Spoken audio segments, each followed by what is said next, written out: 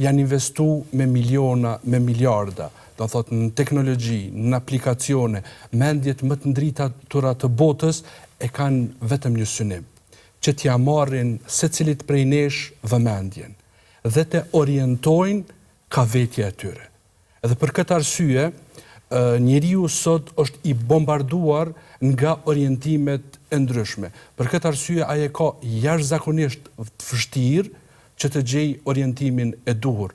Për arsye se ata e godasin egon e tyre, e godasin aspektin material dhe duke ja përsërit gjanat, ai njeri mendon se e ka gjetë orientimin dhe ky është orientim i zakonshëm dhe i duhur për të, a në anën tjetër nuk është. Për këtë arsye, pra, njeriu është vërtet në një krizë të jashtëzakonshme, për arsye se i ka mendimet edhe mendon se mendimet janë të tij. A nuk e din se është duke u programu nga dikush tjetër.